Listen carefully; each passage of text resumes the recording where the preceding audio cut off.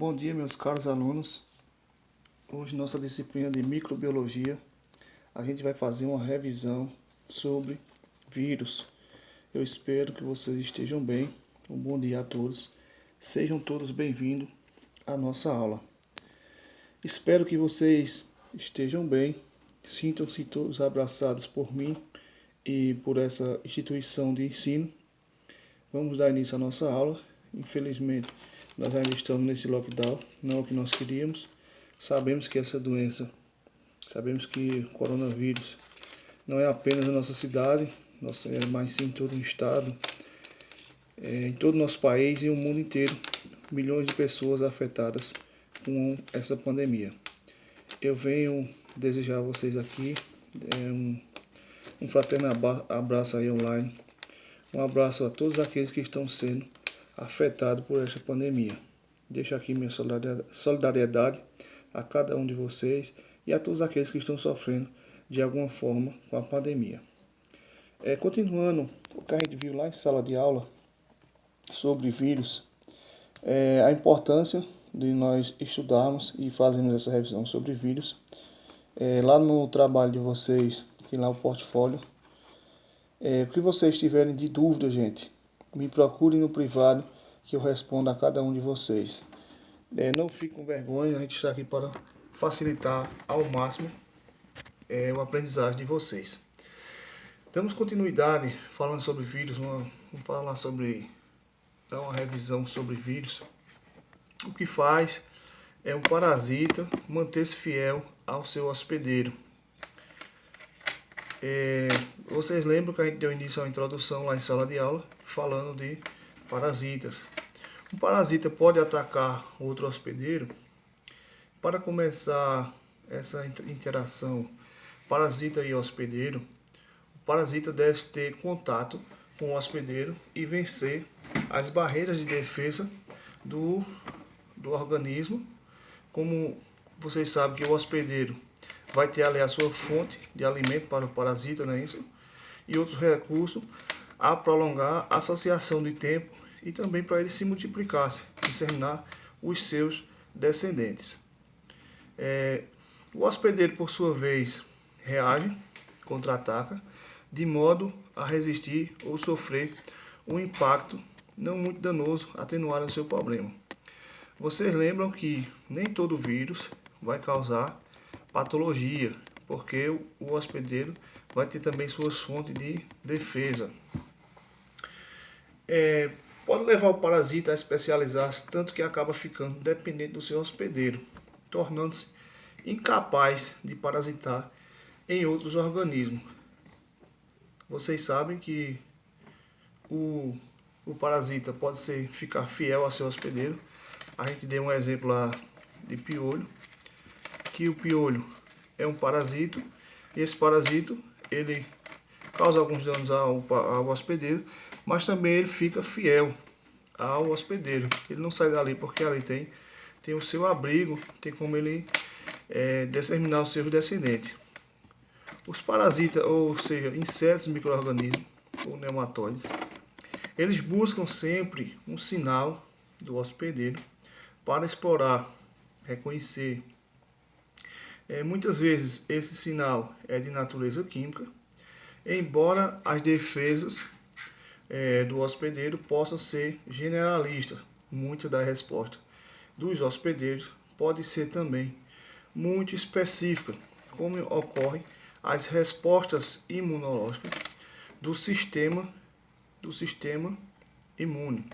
O parasita, vocês lembrem que a gente falou também em sala de aula no presencial, o parasita sempre vai ter os mecanismos de infecção, e o hospedeiro ele vai ter os mecanismos de defesa. Não dá para a gente esquecer, né, gente? Os tipos de hospedeiro, nós temos o vetor, todo organismo que transmite um patógeno. A maioria dos vetores são autrópodes e também são parasitas. Temos ele mecânico, o parasita é disseminado por um transporte mecânico e simples. Temos também o biológico, o parasita necessita realizar parte do seu ciclo no vetor. O portador Portador, indivíduo suscetível a um patógeno, manifestando a parasitiase em maior, ou seja, sintomático, ou menor grau, ou assintomático. Vocês lembram que é assintomático e sintomático. Lembre aí dessa diferença. Reservatório, indivíduo onde o parasito permanece viável sem causar a doença. Gente, falando de hospedeiro definitivo, o hospedeiro definitivo é o que apresenta o parasito em fase de maturidade ou em fase de atividade sexual. Um exemplo é do Plasmodium Hianopoulos.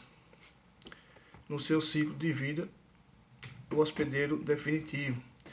Vamos lá recapitular. O que é um hospedeiro? O hospedeiro é o nome dado a um organismo, independente do seu grupo, que atua com moradia temporária para outro organismo. Doenças que têm hospedeiros. Vamos dar exemplos.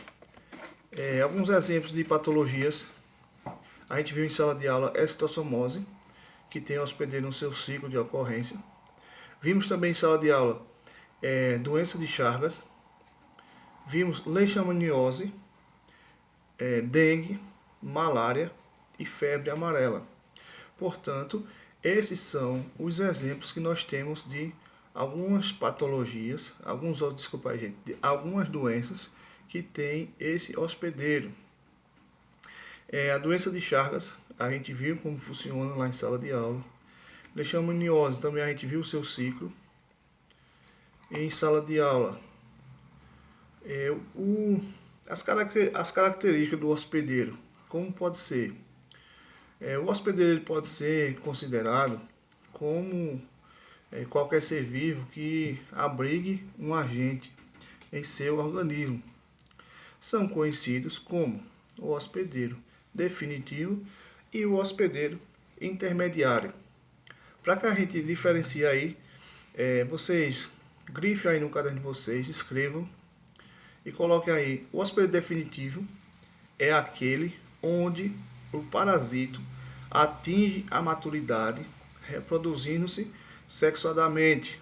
O hospedeiro intermediário é o hospedeiro no qual o parasito desenvolve suas formas imatura ou, para algumas, se reproduz assexuadamente. Então, gente, vocês deixem aí escrito aí no caderno de vocês que o hospedeiro definitivo é aquele onde o parasito atinge a maturidade, reproduzindo-se sexuadamente.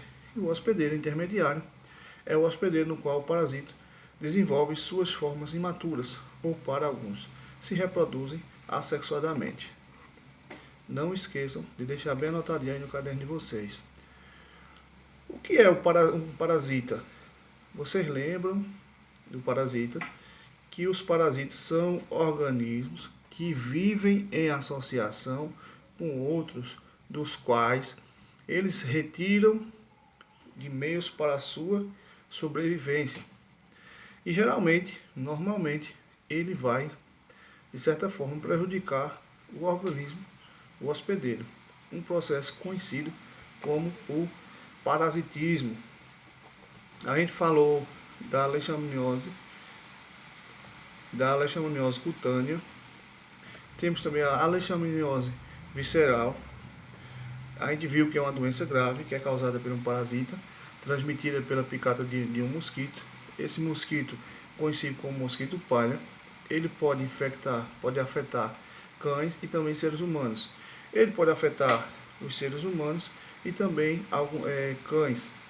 Idosos, crianças e pessoas imunodeprimidas têm maior risco de estar desenvolvendo aí essa forma grave dessa doença. Quando essa doença ela não é tratada, pode evoluir para óbito até cerca de 90% dos casos em humanos. Os sintomas, vamos ver a diferença dos sintomas que dá no homem e também os sintomas no animal, os sintomas no cão.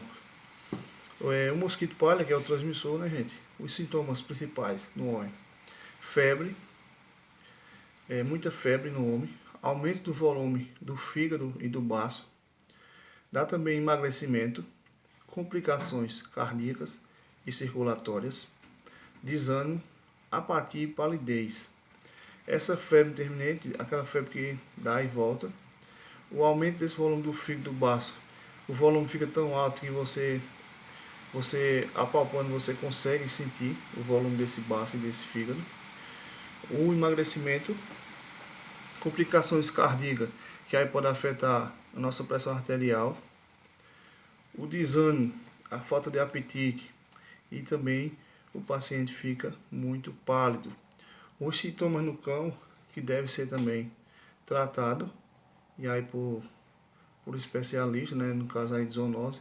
Em alguns casos é preciso até sacrificar o animal. Os sintomas no cão é emagrecimento, ferimento na pele, nas costas, focinho e orelhas. Também lesões nas córneas, unhas crescidas demais, aumento do volume de fígado de baço.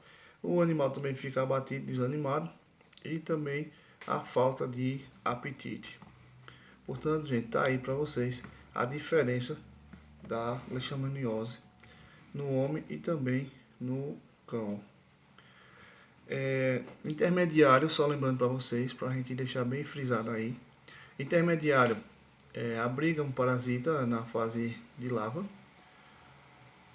O hospedeiro definitivo abriga um parasita na forma adulta. A reprodução, se o parasita se reproduz assexuadamente, o hospedeiro é intermediário. A gente está frisando, gente, para que vocês entendam bem direitinho, para que não fiquem dúvidas, vocês podem estar fazendo pergunta aí no privado. A gente viu também lá em sala de aula sobre esterilização. A gente fez um trabalho, um seminário, que um dos grupos ficou responsável pela parte de esterilização. E a gente viu lá o que é esterilização, viu também a diferença, o que é uma microbiota normal, o que é um crescimento bacteriano e o que é infecção bacteriana e como ocorre. Isso aí, gente, nas aulas presenciais que a gente viu. O que eu quero ver com vocês, que vocês não esqueçam desses assuntos. Espero que vocês realmente tenham aprendido. Essa parte da esterilização, como a gente viu só o seminário e viu só a introdução do que é esterilização, como funciona, vocês não se preocupem, porque dentro da carga horária de vocês, da grade curricular de vocês no curso, vocês vão ver com mais detalhes isso aí lá na disciplina de clínica cirúrgica. Lá vocês vão ver o que é o CME, vão ver como é que funciona, vão ver quais são os tipos de estufa, os tipos de processo de esterilização, e vai ver com bem mais detalhes. O que eu quero deixar afirmado com vocês o que eu espero de vocês é que vocês não fiquem com dúvida. O que eu quero é que vocês realmente aprendam, e a gente está aqui para facilitar ao máximo para vocês. Então, gente, não fiquem com vergonha. Chame no privado se tiver dúvida. Me chame que a gente vai respondendo ao máximo. A gente viu lá também em sala de aula a doença de Chagas. A gente viu que a doença de Chagas ela é uma Trypanossomus americana. É uma infecção causada por um protozoário. Essa infecção causada por esse protozoário, Trypanosoma cruzi, apresenta uma fase aguda, a doença de Chagas aguda, que pode ser sintomática ou não, e uma fase crônica, que pode se manifestar nas formas indeterminada e pode se manifestar na forma cardíaca e também digestiva.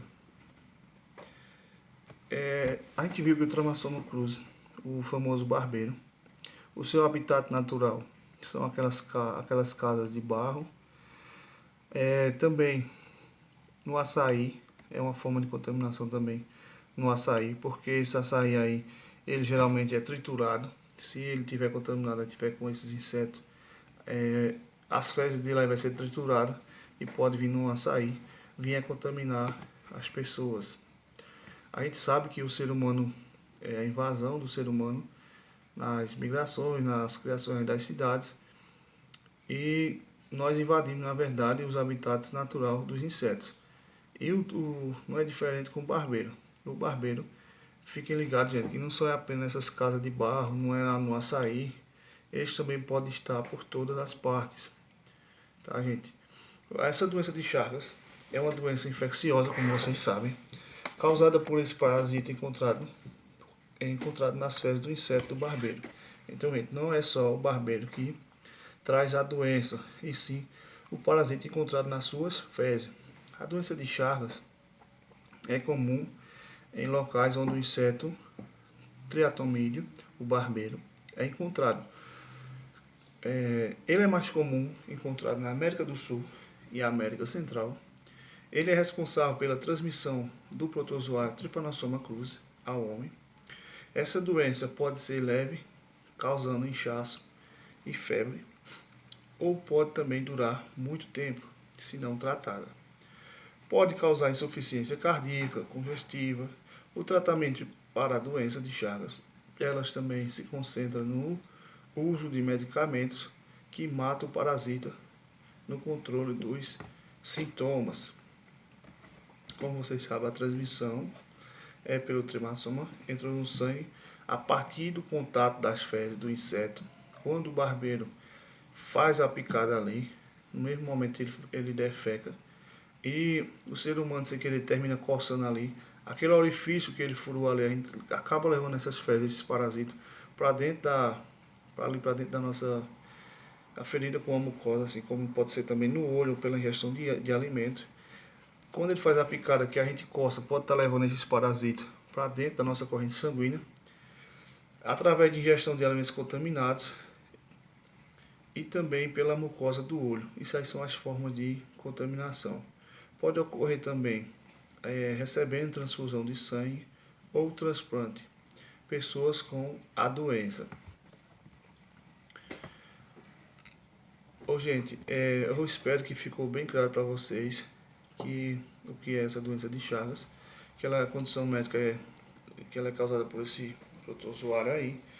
Essa condição também pode ser chamada de Trypanosomas americana, é comum na América do Sul e na América Central, e também lá no México. Ela se divide em duas fases, a fase aguda e a fase crônica. O diagnóstico da doença de Chagas é feito por meio de exame de sangue. Os testes de doença de Chagas são recomendados especialmente para os pacientes que apresentam sintomas, condição em que vivem nas regiões onde essa doença é endêmica e comum, como a região norte do nosso país. Os sintomas da doença na fase aguda da doença de Chagas, o paciente pode apresentar poucos ou nenhum sintoma. A doença pode apresentar alguns sintomas ou nenhum sintoma também, uma vez que esses sintomas sejam ignorados e a doença siga sem tratamento. Ela pode evoluir para a fase crônica, afetando o coração e o sistema gastrointestinal. De modo geral, os sintomas dessa doença de Chagas incluem febre, mal-estar, inchaço localizado no local da picada do barbeiro, dor no corpo, dor de cabeça, cansaço, prostração, náusea e vômitos, diarreia, inflamação, dor nos gânglios, nódulos espalhados pelo corpo, vermelhidão pelo corpo, o aumento do fígado e do baço. E algumas complicações da doença de Chagas incluem problemas digestivos, meningite, problemas do coração, como a cardite e a constipação crônica. Então, gente, eu espero que vocês tenham compreendido essa nossa revisão aí sobre vírus. A gente vai dar continuidade à nossa aula falando um pouco sobre virologia.